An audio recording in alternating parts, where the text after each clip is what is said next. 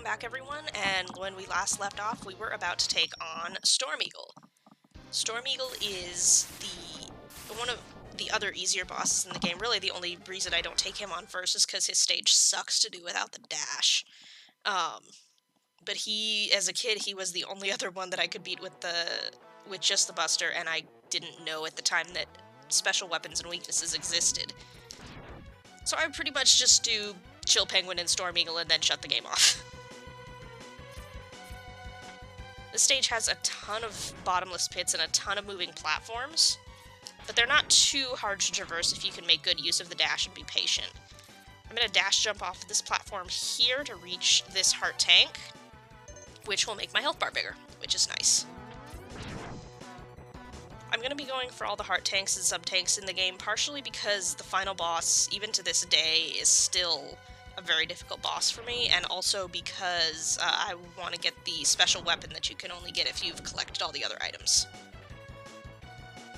These little helicopter guys will pick you up and carry you around and then explode if you let them, so if you just try to avoid standing underneath them when they drop down, they're not too much of a problem. But I'm going to ride this platform up here and shoot through this kind of secret passageway to find a sub-tank, which sub-tanks I can, if I collect weapon energy, or not weapon energy, if I collect health, when my health bar is full, then I will be able to, the extra health, let me try it again. Sub-tanks, if you collect I know how to English. If I collect extra health, the extra health goes into my sub-tanks, and then I can use it to refill my health. That's how they work. It's wonderful.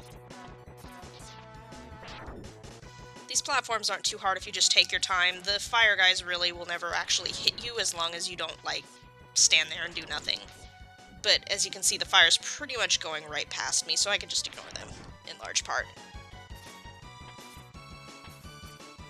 There's another item that I'm going to be getting in this stage, which this item was hell for me to get as a kid, but I'm going to dash jump off of this wall and blow these things up. Making that dash jump as a kid was one of the worst things in the game for me, and I don't know, I just couldn't figure it out. And he is going to give us a helmet enhancement that will let us break bricks. It's useful in, I think, one place? Maybe two. It's really, I think it's useful for getting 2 other items, and that's about it. It doesn't let you damage enemies or anything like that. It just lets you be Mario. Wrong series. So we're going to be making use of that in the next stage, and hopefully not fail the trick miserably, but we'll see. I'm going to grab this extra life over here, because I'm going to need some of these later. You can also dash underneath those things. You can just, like, dash right... Dang it. That's what I meant by them grabbing you and picking you up.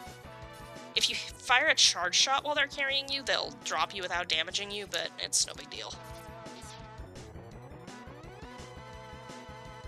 And we're already almost to the boss. We're on the battleship whose name I can't remember. I think it's technically Vile's battleship. But yeah, we're already at the boss. That was nice and easy stage.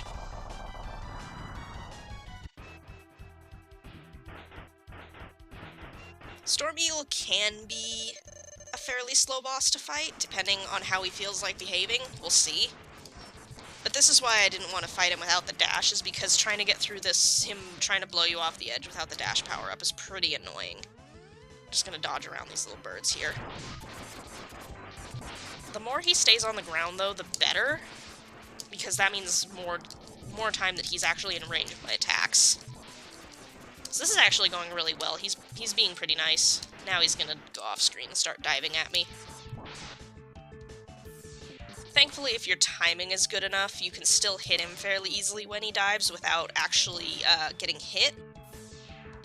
And fun fact, if you are playing this with your headphones on in stereo, whichever ear the diving sound comes from is the direction he's coming from. Never knew that as a kid. Only realized it recently, but it's pretty cool. One more hit.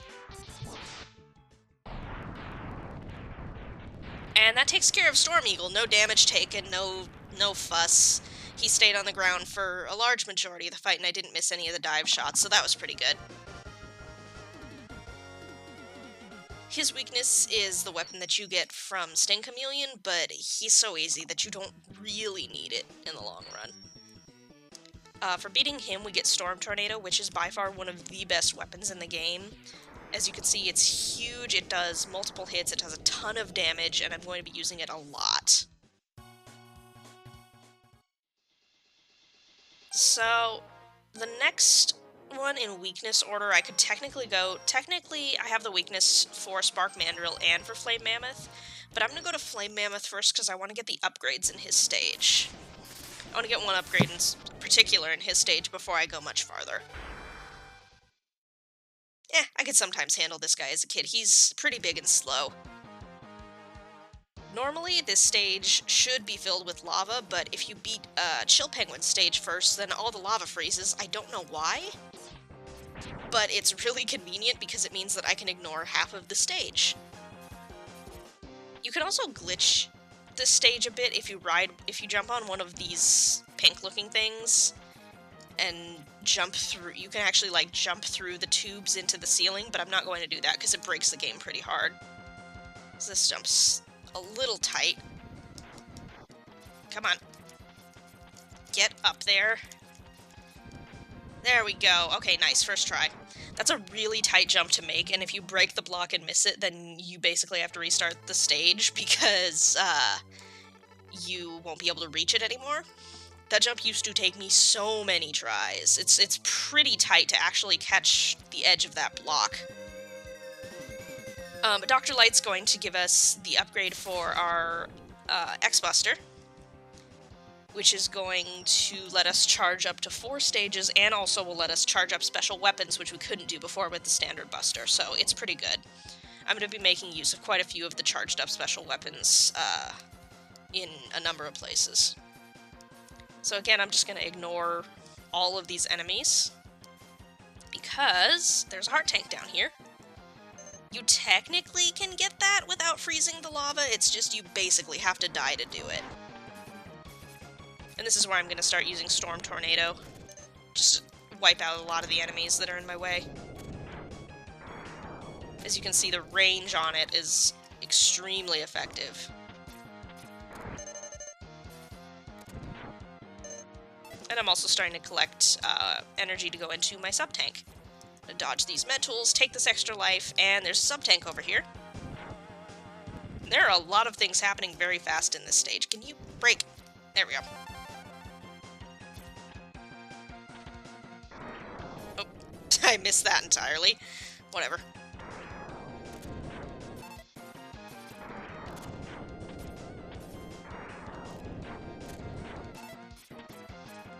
So that takes care of that section. Oop. Unfortunately, can't fit underneath all of the lava in this section. This thing is in my way. Don't get crushed by that. Or, sorry, you can't fit underneath the platform. All the platforms in this section. Like this, I can't fit underneath. The crushers are really easy to dodge. You just have to just don't stand in one place. Especially if you've got the dash by this point. I've got my nice pink Buster now, which will take this guy out in one hit. These shield guys can be annoying, but with the 4-stage Buster, they're not too bad. Except when they do that. These little spinning green things are also kind of annoying, but I don't really need that much health to take on the boss, so I'm not super concerned about taking a hit or two.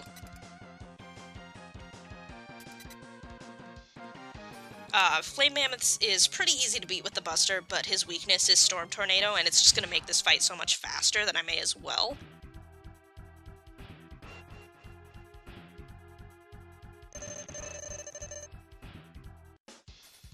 Every time he jumps like that and shakes the ground, if you're standing on the ground, then it'll knock you off your feet.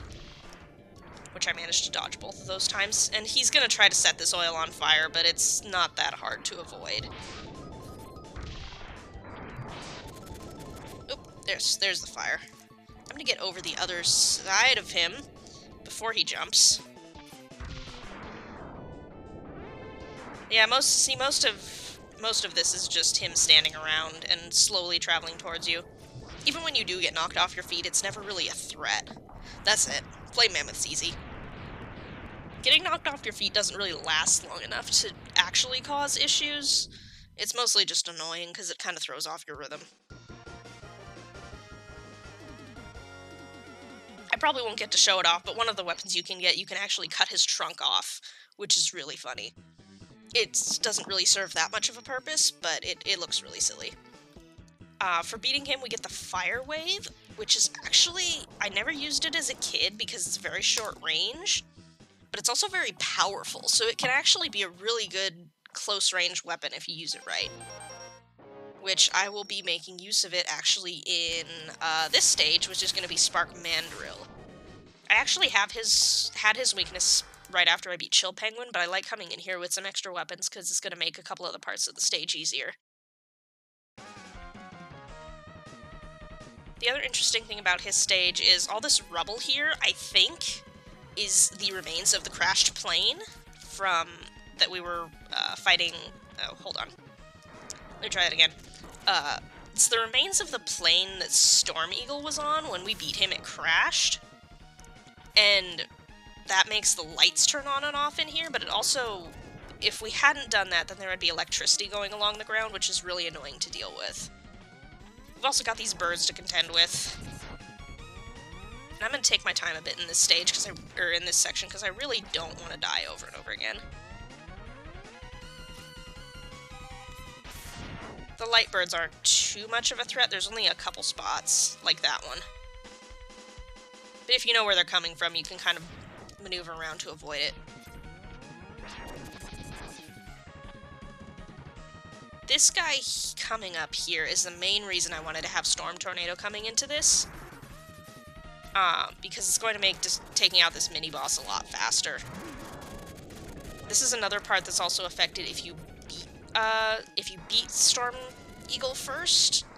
If you beat Storm Eagle before you do this, then see how he's kind of puffing out, just kind of puffing out smoke? If you didn't beat Storm Eagle, he would be shooting electricity all over the place. I guess the plane crash broke some of the electrical systems in the power plant or something like that, I don't know. All I know is it makes my life easier, and that's all I care about. This is where I can actually make some decent use of Fire Wave to take out these little guys on the ground. It does a really good job. Except when you don't dodge the bullets.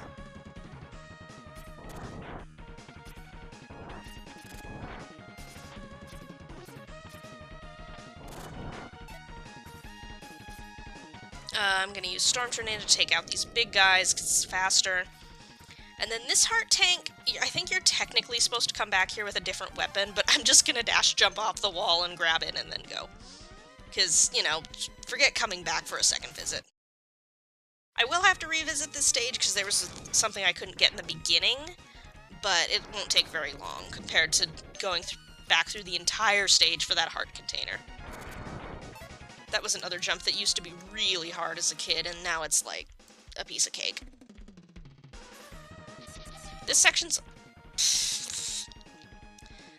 a little more dangerous than the other one in terms of the birds flying around, because they'll tend to fly more right at your face this time instead of being, like, way above you. And it makes these jumps just a little more dangerous if you don't know when they're coming. See, I almost fell off there, actually. On to Spark Mandrill. He is one of the tougher bosses without his weakness, because he hits really hard and he has a lot of... Well, he doesn't have a lot of attacks, but he's pretty fast. But with his weakness, he's just absolutely pitifully easy. Because you can just do that.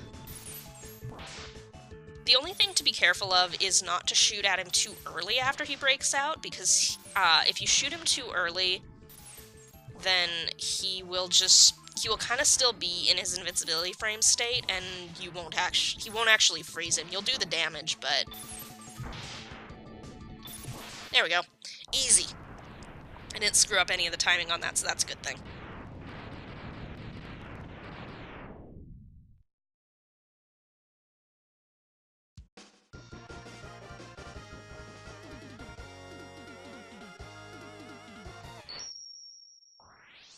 Spark Mandrill is, funnily enough, going to give us the electric spark weapon. Amazing. I know, nobody could have predicted it. It is not the best weapon in the world. It's just kind of a slow, slightly more powerful shot, but I will be making use of it in one place in particular. Because it's effective on one mini-boss for some reason. But I think that's where I'm going to stop for now. And in the next episode, we are going to be taking on Armored Armadillo.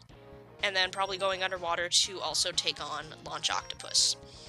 So I hope you enjoyed the video, and we will see you next time.